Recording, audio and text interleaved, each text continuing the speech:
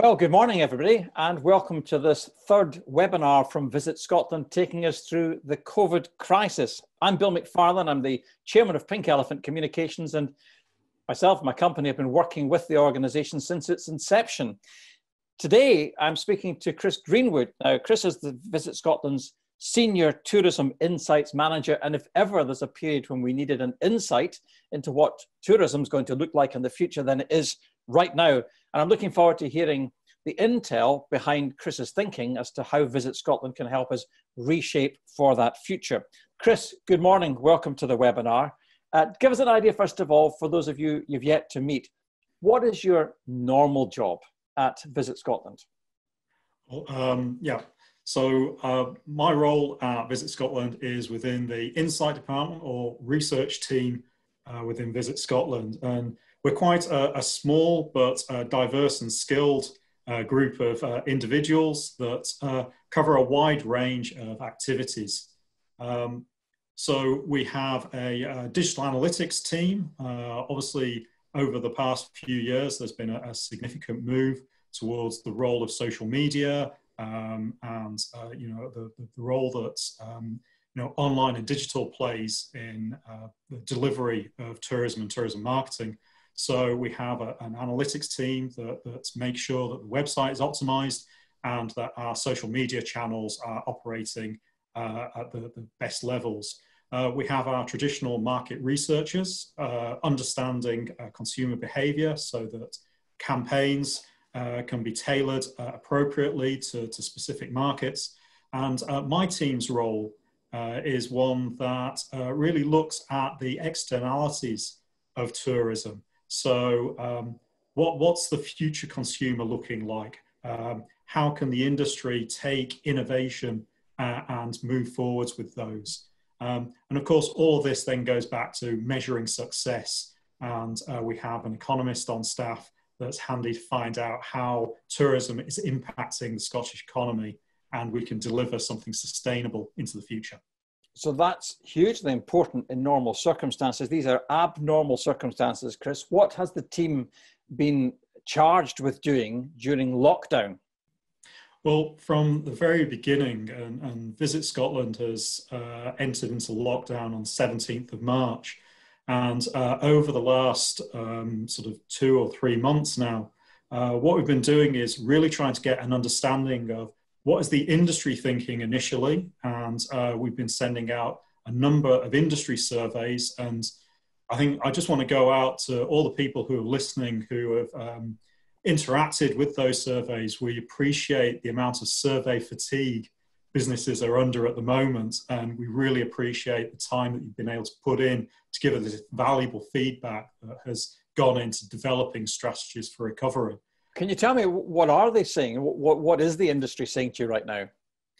Well, back at the very beginning, it was all about understanding what lockdown meant. We were trying to understand how many businesses were closing, how businesses were reacting to that the shutdown, what they were doing about staffing. And of course, all that information then went in to develop the recovery packages and the finance packages that were then delivered through the Scottish Government. We're working closely with the other enterprise agencies and other public bodies to make sure that we're sharing this information. But at that stage, it was about understanding the impact of a vibrant tourism sector within Scotland, and how it almost switched off overnight. So, that was really where we were at that point. But I mean, you can appreciate that over the last kind of 8 weeks, tourism has ostensibly been at zero. We know that there are some accommodation providers that are obviously providing accommodation for key workers and things like that, but for the majority, it's been switched off. But we have seen a lot of innovation as well in that time. Restaurants providing takeaway services, things like that. Diversification. Have you seen any real innovation within hotels, bed and breakfast? I think that's the most difficult area in which to innovate in a lockdown, isn't it? Within accommodation, it is difficult. There are obviously stringent rules on not being able to travel for the majority of us. And what we have found is that in other areas of the world, there's been some interesting developments. In the Netherlands, which is a really good case study of how they've really embraced innovation, they've been renting out rooms to home workers. So if you don't have the space at home to be able to work, you don't have a home office, there's been hotel rooms being made available on a day rate. So you can turn up at 8 in the morning, work through till 6. They'll provide a lunch for you, and then the room is cleaned down overnight when it won't be used, ready for somebody the next day. And they've got high-speed broadband and things like that. To be clear, though, we've yet to get to that stage in Scotland, haven't we? Absolutely, that's not the case for Scotland, but we have seen in other areas a great deal of innovation. So we've seen distilleries converting to produce hand gel. We've seen food producers and agritourism businesses converting to provide delivery services for food. So, I mean, there are people that are adapting to the rules in this sort of current period of time.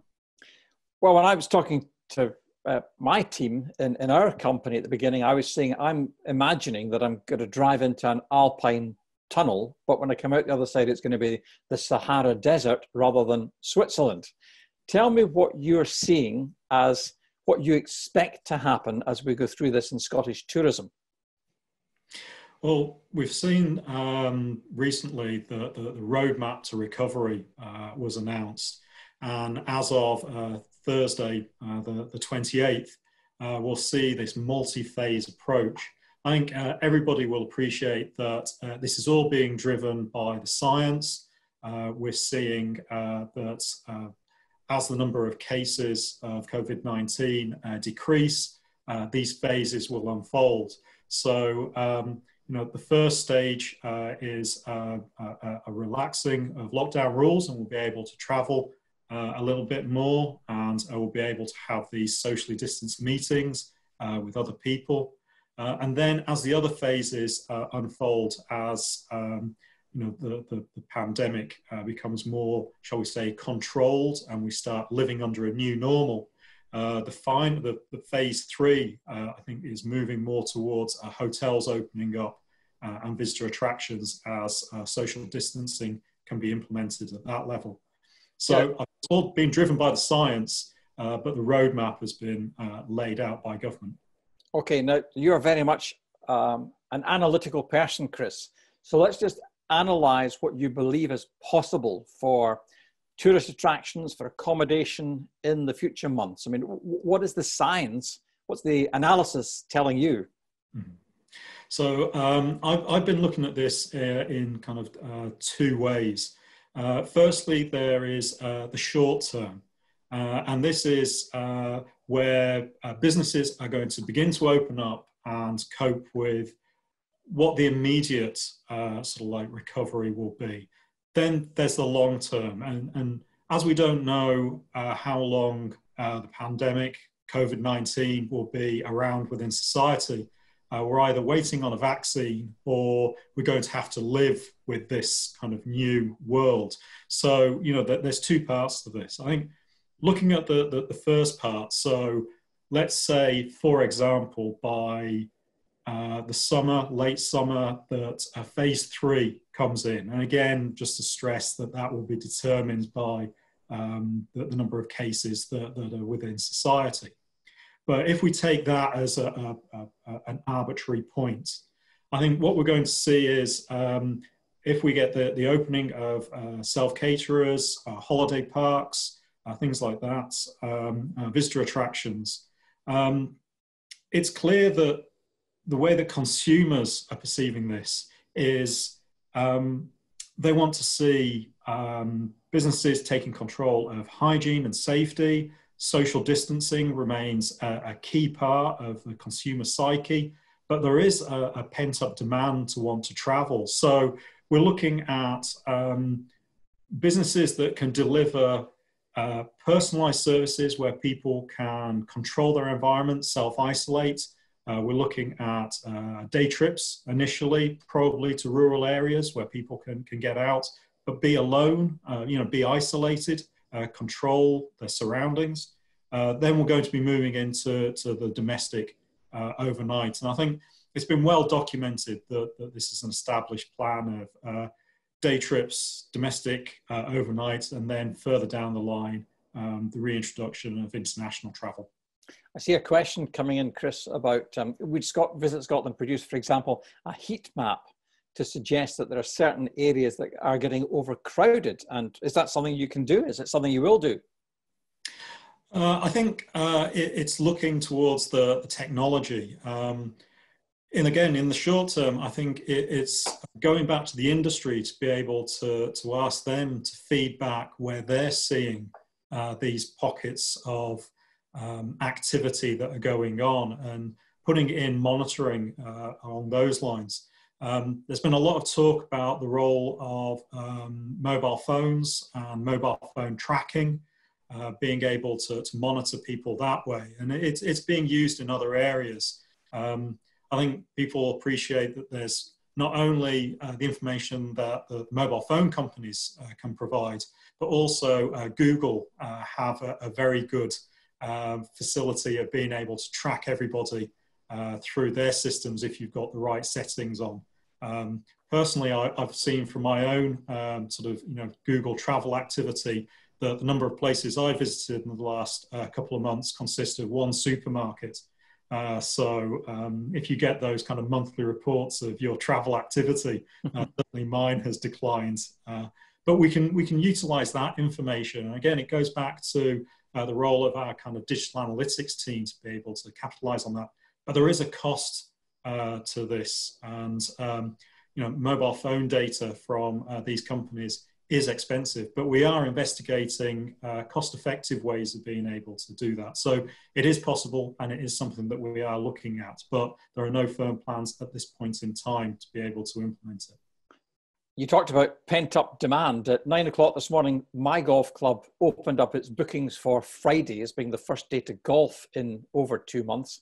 And I was fortunate enough to get a 6:10 p.m. tee-off time, okay? Now, I'm glad I can golf on Friday, but my question really is, how do you match, from a data point of view, the pent-up demand for tourism with the opportunity for tourist operators to meet that? I think we're moving towards contactless kind of planned and curated travel because social distancing will have to be maintained, for an indefinite period of time. As I said, until we develop a vaccine or we just learn to live as a society with this virus, social distancing will be necessary. So I think what we're looking at is a future where online booking is going to be, commonplace. People will plan to travel. So everything from appointments for hair, getting your hair cut. And I know for barbers, those online bookings are something that would probably be new compared to hairdressers. But everything from visitor attractions to restaurants, we already would have booking for hotels, but certainly walk-up booking might be discouraged. And transport as well, we've seen train operators insisting on advanced booking so that they know load capacity. So I think definitely businesses should be looking at implementing online booking solutions to be able to monitor and control the number of visitors they've got. And then, of course, you're moving into revenue management to be able to control that as well through cost. So it's being able to take the pent-up demand and spread it over a period once things are up and running. So would you advise organizations now to go more online, to have online booking systems and capture that demand while the demand is high? What we're seeing in other areas and other sectors is building up waiting lists. So we can't say when things will be happening, but people are certainly gathering lists of people who are interested. And I mean, I've said all along, prior to the pandemic, I refer to kind of, sort of pre-pandemic and kind of, post-pandemic times, that businesses should be maintaining a conversation with their customer base. So, through social media channels, you can converse with your existing visitors. You can provide, inspirational imagery over the last few weeks and months that inspire people to want to follow your business. We've seen restaurants and hotels providing recipes and cookery demonstrations, which highlights, local produce and the skill of their staff, which is all about just sort of like that engagement with visitors. And of course, from there, referrals are a lot cheaper way of being able to expand your customer base than going out looking for new prospects. So, there are some fantastic channels through social media to be able to maintain that. And you'll see through Visit Scotland that, our approach has been to be able to provide inspiration and engagement to make people remember that you can't travel, but Scotland is still here, and we will be welcoming people back. Chris, one thing that's been clear in this period is that the government of, if you like, the UK, which is largely looked after England, the Northern Irish Assembly, the Welsh Assembly, the Scottish Government, have all gone at a slightly different pace, slightly different things within that. Now, somebody's asking the question, and I feel it's a very important one. They're saying now the Outer Hebrides, they say, has been free of COVID-19. Is there a case for tourism opening up region by region with unique testing? You could do that with the Outer Hebrides because you've got to fly or sail there. Therefore, is there a case for that? Or do you see the Scottish Government as saying one rule for all of Scotland? I think it has been announced by the Scottish Government that they are open to the possibility of regional relaxation. I think the question we also have to ask is, if we take a sustainable tourism approach, we need to also listen to the local communities that are going to be impacted by this. So if the Outer Hebrides is kind of COVID-19 free at the moment, how will communities feel about visitors coming in? So, we're also looking at community engagement, because it's being able to maintain that balance of, we want to be able to have the economic benefits that tourism will deliver, and that's important for tourism businesses, but also for the wider economy and jobs. But we also need to consider those other two elements, which is the social impact that tourism has. And before March the 20th, we were talking about over-tourism, and think of the stories that we had about Skye and the concerns that were going on there. This is a slightly different approach, but the parallels are certainly there to over-tourism. But also being able to maintain the benefits of protecting the environment as well. So we've really kind of reset the clock in terms of tourism as to what kind of tourism do we want in the future? What kind of visitors do we want? I'm very much an advocate that tourism is a contributor to the solution and isn't a problem. So I think, yes, there should be kind of, regional opening up if that is appropriate. But we also need to be aware that communities might take a different view. And I'm also aware that tourism businesses are part of the community as well. So, I think our destination management organizations really have a key role to play in this discussion. Liz Young makes a point about normally being able to prepare your business because you know the key dates that are coming your way. Now, I watched Fiona Hislop, the Economy Secretary, yesterday with Gordon Brewer on the Scottish Politics programme. And although she was being pressed very hard by the interviewer, she made the point, to use her words, that it is clear as day as to what the timescales are. Now, I would say a lot of people in tourism would say, is it? Are you clear as day as to what the timescales are here? I would say I find that the roadmap to recovery is very clear. The multiple phases that were outlined in the most recent government's press events. Yeah. And we know that from this Thursday, there will be a beginning to relax the lockdown restrictions, and we can go to the government website and see what those phase one guidance is. I think we would need to monitor the number of cases. And for Scotland, certainly the number of cases has been reducing daily and weekly. So, there are some positive signs there. They're being reviewed, I think, every 3 weeks.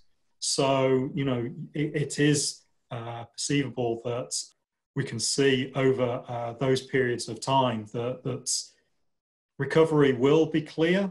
However, I think we need to be aware that should there be a reversal of the number of cases, we might have to roll back on that. So on one hand, I'm not clear on the timescales, but I am clear on the way that recovery will happen. Thank you. I'm going to put a question from Matt Roberts. You'll understand this more than I do. When can we expect to see the next ALVA Attractions Recovery Tracker report? He said the Wave 1 report was very helpful. Is there a Wave 2 report? Can you explain what that is? So ALVA is the Association of Leading Visitor Attractions, and they cover the large attractions across the UK. So just to say that, the Association of Scottish Visitor Attractions is here for attractions in Scotland, and I would recommend that they also, as if they're members, to go to them. But the ALVA tracker, I believe the second wave has recently been published. I think I saw it this morning. Haven't had a chance to read it, but it is out there. I think it's a case of going to the ALVA website and having a look. If not, I'm sure I'll be able to get in touch and see where that is, and we can feed that back through the channels after this. Okay, thank you. Now, somebody asked the question, have you any market research that suggests how many tourists are willing to come when we've got a timescale as to when they're able to come? So we don't have specific numbers, but what we are doing is I'm aware that there are multiple and regular consumer surveys looking at visitor sentiment. And my experience shows that across about a dozen that I've seen recently, the results are pretty consistent. That, it goes back to what I said, that there is an underlying anxiety about people's safety and also financial situation. And that's consistent across, North America, Europe, the UK, and Scotland. What we do know is that people want to isolate. They want to ensure self-isolation, but they do want to travel. They do want to get out. So if we go back to previous crises, which is really all we can refer to, and, COVID-19 is unique in that it's had a double effect. It's had an impact on consumer kind of sentiment, but it's also had an impact on industry as well. If we look at foot and mouth, that locked down rural areas. If we look at 9/11 and we look at the Icelandic volcano explosion, that grounded aircraft. And if we look at the financial crisis of 2008, that affected incomes and consumer behavior. But after all of those, there was a relatively swift and robust rebound that occurred. So I think it's a testimony to the tourism sector that there is a certain resilience amongst the consumer and the consumer desire to travel. It's how that's adapted to the conditions that people find themselves in. So I would say we might see a recovery, strong recovery in the domestic market, but it will be down to availability of accommodation and activities that will be one of the factors that we need to take into account. And of course, we need to see what the tourism landscape will be moving forwards in terms of how can businesses implement guidelines, hygiene, those kinds of things. So I think it's definitely watch this space, but I think people will be wanting to get out there, which is another reason why you might want to develop these kind of waiting lists to provide people with opportunity. I was told this morning, Chris, that New Zealand is going to move to a 4-day working week, with one of the objectives of that to allow people to take a day off and go and visit attractions and get out and about, extend the weekend. In other words, give a boost to tourism. Are you monitoring other countries that have come out of lockdown now to see how their tourism is recovering? And are you looking at the lessons that we can learn from that? We are indeed. We've got a very good engagement program with other tourist boards around the world, and we're in regular communication with countries as diverse as Iceland and the Faroes, regions like Flanders in Belgium, an area that is doing phenomenally good work in terms of this kind of community engagement, as well as kind of implementing the sustainable tourism growth. And we are in communication with New Zealand as well. Interestingly, that's another prime example of kind of a nation that relied heavily on international tourism, and now they're moving towards the implementation of domestic tourism. But they're also looking at these kind of, sort of like air bridges to set up this bilateral agreement for travel with places like Australia. So, yes, we are kind of monitoring that, and we are following other areas and seeking to try and find best practice, not only in a passive way, but proactively engaging with other tourist boards to see how we can sort of take that best practice and implement it here. To what extent then, Chris, do you take the research you're gathering and present it to the Scottish Government to influence their thinking? So we are providing regular updates to the Scottish Tourism Emergency Response Group, STIRG, which I'm sure has been raised in kind of previous webinars. We work in two ways. We take guidance from STIRG, so they outline the information they're seeking, which was why we implemented some of the industry surveys quite early on. They needed to know what businesses were thinking right then. We also provide recommendations, so we provide into them the suggestions of undertaking monitoring of consumer sentiment.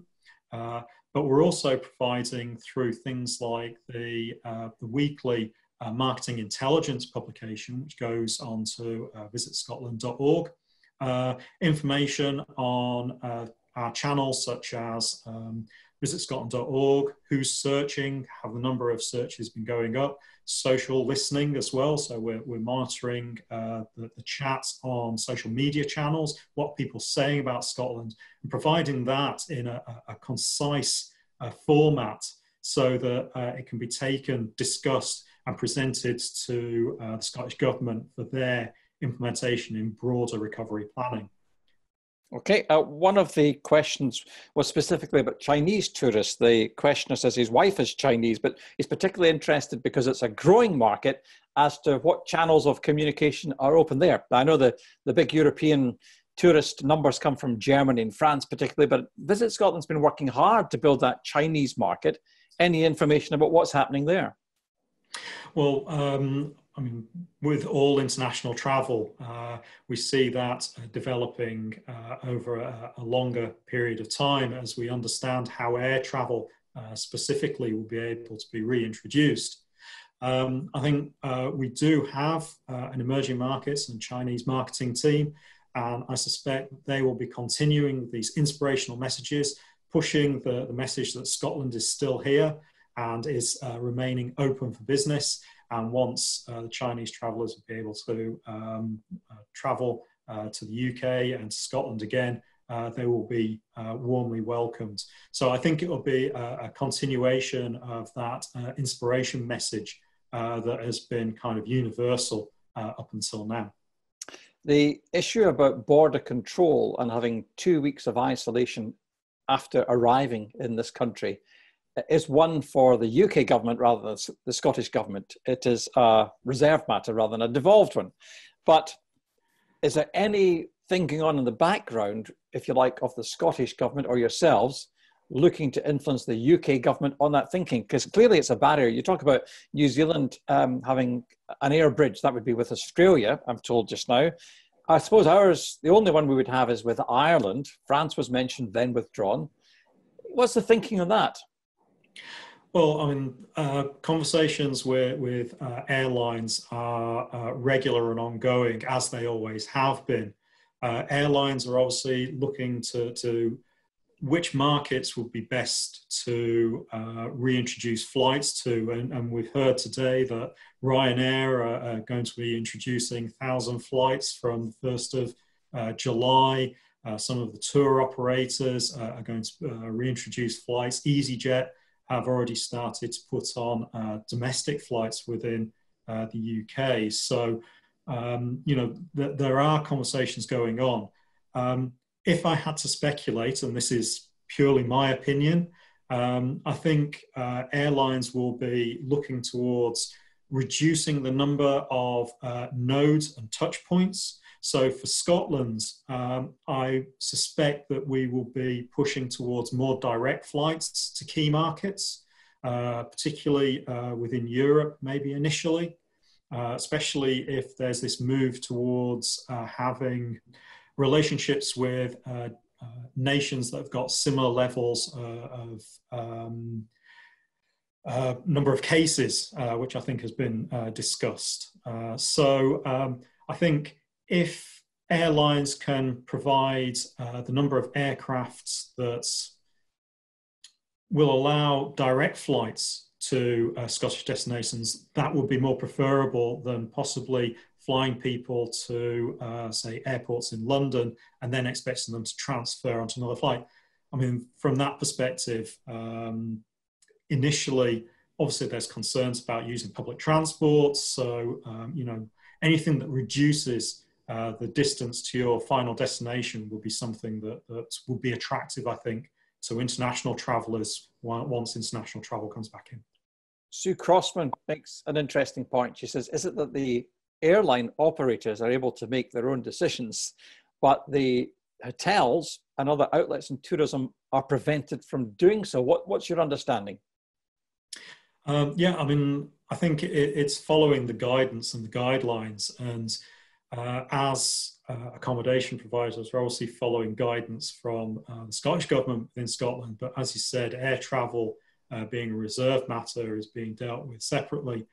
There seems to be a push towards airlines and airports to implement the kind of scanning and monitoring of the health and safety of passengers. And Emirates, I think, is a very good example of an airline that is implementing at check-in, you know, sort of like temperature controls of passengers, you know, monitoring and scanning, you know, things like that. I think from a Scottish accommodation perspective, I think it's definitely being able to assist travellers in understanding the specific rules for a destination.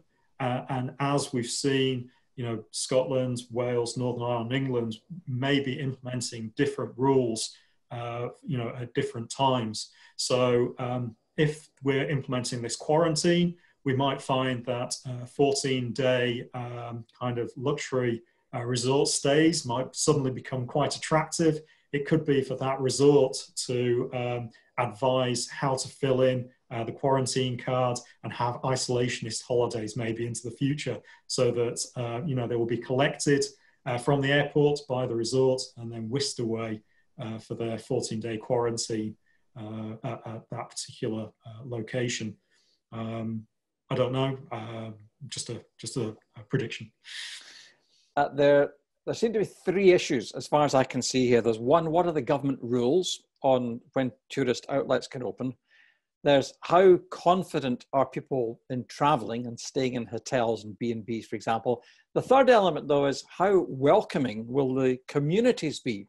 And one of the question makes that point, is Visit Scotland doing anything proactively to go out to communities to invite them to welcome back tourists in a measured way? Well, I mentioned before the program of research that we were taking was to understand the impact on industry initially. We then moved into trying to track and monitor consumer sentiment, which has been implemented and is ongoing. But it's now being discussed significantly, the impact on communities. And as I said, tourism businesses are sometimes the heart and soul and lifeblood of communities, particularly in rural areas, which is why I said destination management organisations will be key to kind of delivering those messages of what businesses will be doing to protect the safety of local communities, but also to reintroduce, that economic stimulus that is vitally needed. But I think what we're finding in this kind of short-term period, this may be sort of like 6 to 18 month period before society adapts to living in a new normal and will be able to implement more stringent factors. The evidence is showing that communities are apprehensive about people coming in and obviously causing maybe a strain on local resources. If there's suddenly an increase in infection or cases, and that's a natural reaction to have. But that's kind of juxtaposed with the traveller being concerned about maintaining a social distance. So you've got two groups of people that, want to be kept apart, but also want to engage. So whilst obviously there is a diverse range of consumer groups, and I'm not saying that every traveller will be, homogenous attitude. I think for the many travellers, I think we would be able to implement for communities a way of being able to deliver tourism in a responsible way, because there is a respect from the traveller not to want to provide an impact on a local community, but also the community is looking to the traveller to respect their distance and not cause an impact. So I think there is a medium, and I think it's all about being able to communicate that to all the relative groups that will be involved. Let's just look into the future based on what you've seen in the past, okay? So you've talked about our recovery from foot and mouth, from SARS, from September the 11th, from the volcanic eruption. If you were to then predict how long it will be before we get the kind of flow of numbers again, what would that be? 18 months, 2 years down the line? I think it's fair to say that publications with the United Nations World Tourism Organization says that we've pushed back around about 4 years in terms of the impacts on international travel. So, I mean, that's kind of the level of impacts that we're expecting moving forwards. From a domestic perspective, following foot and mouth, recovery was, within 12 months. So if you want summer next year, it was above the levels that we saw pre-foot and mouth. It's a great article in the Herald from Russell Imrie from the Queensferry Hotels Group, saying that he was looking towards kind of like a 1970s style tourism industry, and I don't think that was going back to the volumes that were seen in the 1970s, but it's that level of the domestic holiday being the norm, and how people will be going to seaside locations and rural locations, and kind of the nostalgic idyll, which is actually a developing trend that we're seeing amongst consumers at the moment. So yeah, I mean, I would say there will obviously be an impact this year compared to 2019.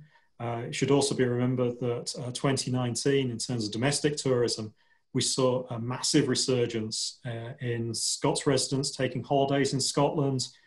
Domestic tourism was, about 17% higher than we saw in 2018.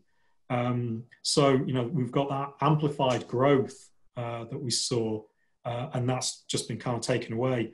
But next year, I suspect that we should see a return to a growth trajectory, whether it's knocked us back slightly in terms of people's financial situations and how much they want to put towards expenditure remains to be seen. But I think international, may take a few years to get back to normal.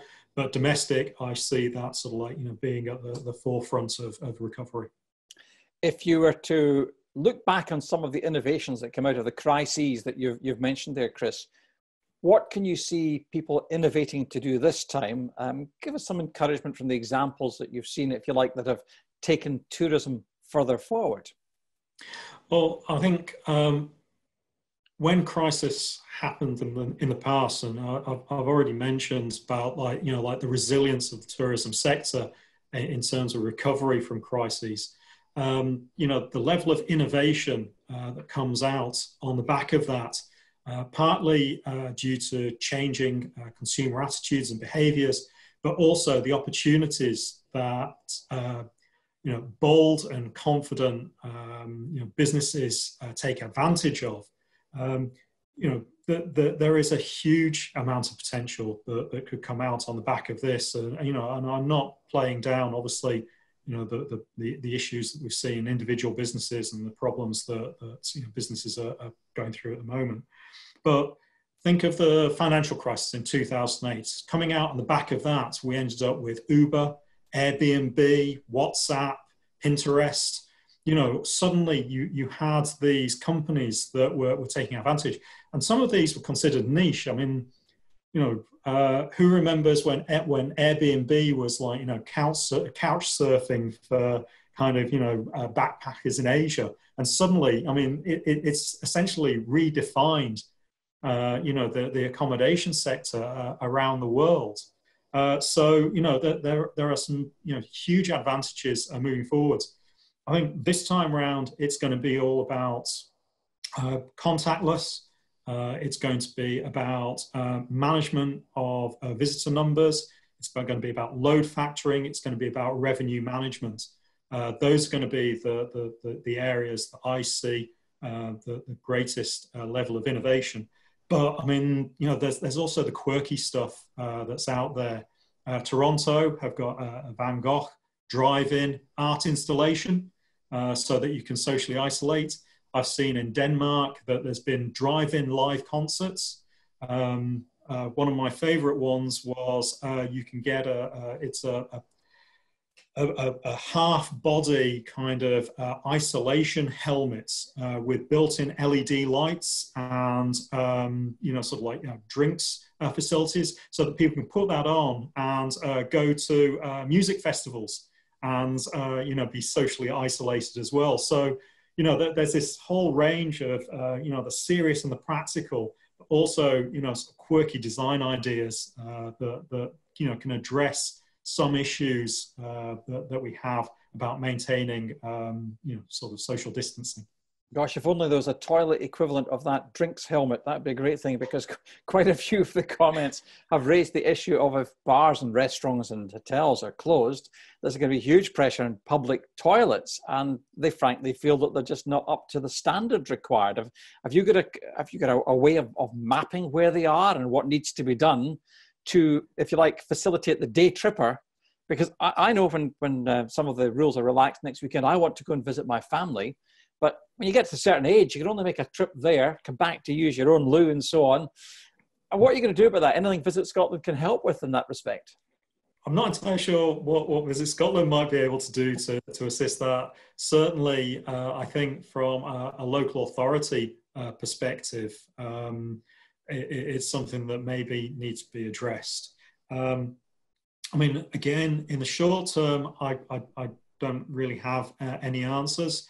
I suspect that over time, we may see more kind of manned, if you want, public toilets as we go back to having attendance to make sure that, you know, hygiene and, you know, numbers are maintained. I also suspect that as we possibly see hospitality businesses open up, there could be a collaborative approach, and we will see hospitality businesses maybe making their facilities available to day trippers, understanding that, you know, destinations all need to work together, and they would be able to allow that to, you know, kind of function to happen.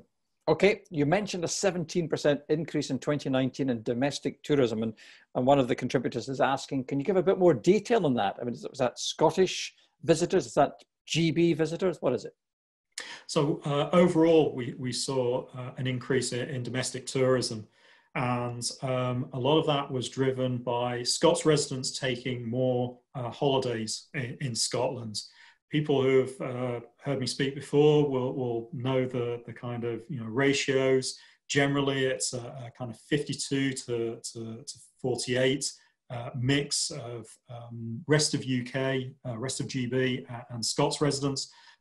We saw more Scots residents taking trips in Scotland than rest of GB in 2019. And that's not something, I mean, it's unusual, but it's not unprecedented that's happened.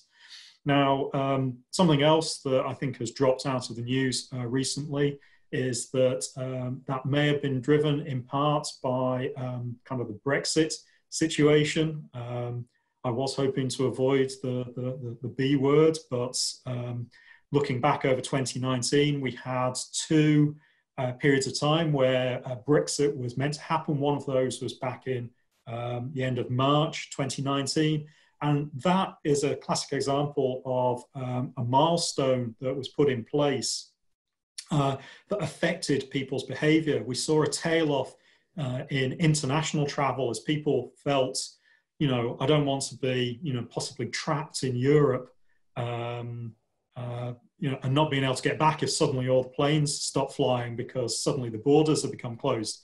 It's actually ironic that we talk in those terms, considering what happened in March 2020, when obviously people got trapped abroad as borders were closed.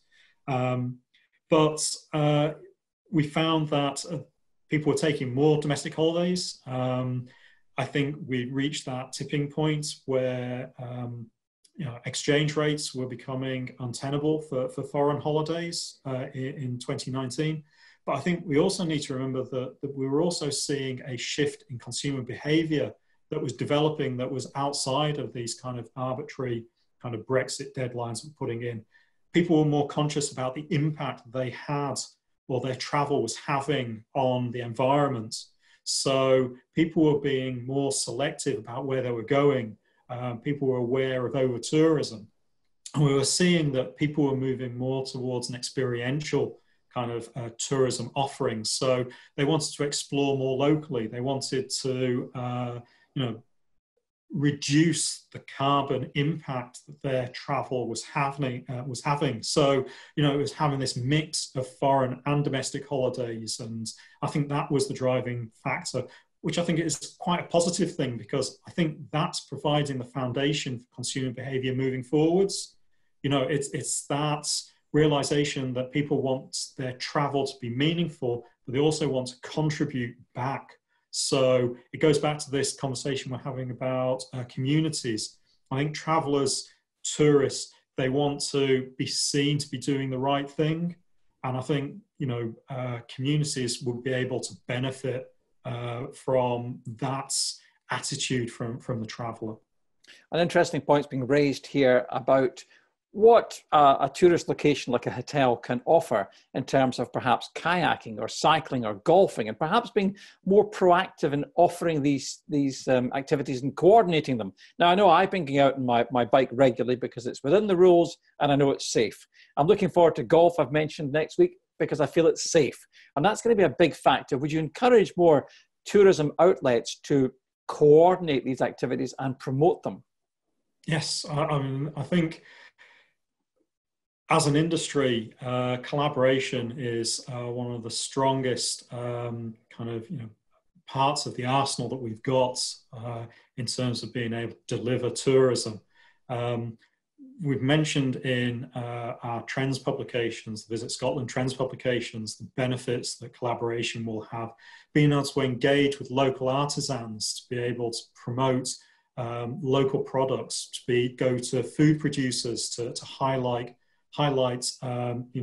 local provenance of products. All of those are key to making a destination unique in the minds of the traveller, as opposed to kind of a homogenous product, which was prevalent in the past, but isn't necessarily what the future consumer really wants. Some of the areas that we kind of see moving forwards would be maybe self-caterers working with local restaurants.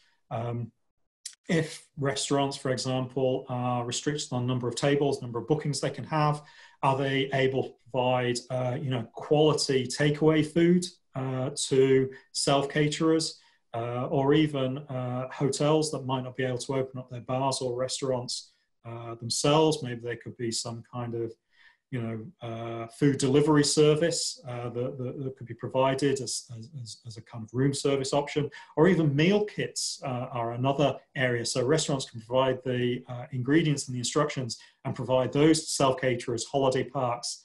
I think it would be quite appealing to produce a gourmet meal, in a camping holiday. Certainly the people who are at home going ahead and experimenting with their culinary skills, I think that would be quite a challenge on a two-burner propane stove.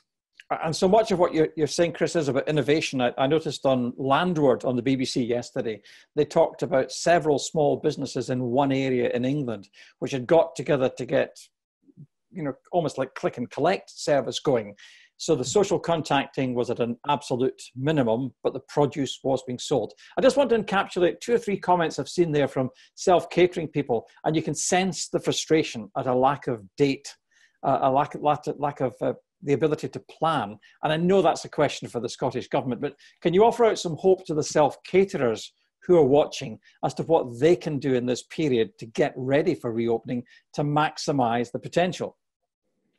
I think it's about clarity of message. The consumer wants to be reassured that the product that's being offered will be meeting, meeting and exceeding, I guess, the hygiene standards that would be expected. And I say that knowing that self-caterers and all accommodation providers obviously pride themselves on the quality of product that they deliver within Scotland. But now is the time to be able to shout out about those. We've seen some of the bigger hotel chains around the world being quite vocal in the programs that they're implementing. Again, going back to some Northern European countries, they are applying sort of products to high contact surfaces that will ensure cleaning, clean-free products, for a 24-hour period. They're being quite visible in their kind of regular cleaning that's going on. But specifically for self-caterers, the advantage they've got is in terms of the visitor being able to control their environments. That once they're in there, that's kind of the visitor's space, and they will be able to go in and adapt it to their own circumstances, so to speak. So I think it's just being clear, being able to answer questions, provide that level of reassurance. I think it's essentially it's being able to be there and understand that anxiety that the visitor has and allay those fears. It's been fascinating, Chris. I take out of this, we need to be prepared, we need to innovate, we need to communicate, we need to be online, all of these things. Our hour is up. Thank you very much indeed for your time. Thank you for all the contributions from the questions that have been streaming in, more than we can ever get through, but be reassured, Visit Scotland's team will answer all these in the next couple of days. And this recording will be made available through the visitscotland.org website. Chris Greenwood, thank you very much for your time. Good luck in the coming months. And to everybody who's been on the call, thank you for your time as well. Thank you. Thank you for everyone for listening.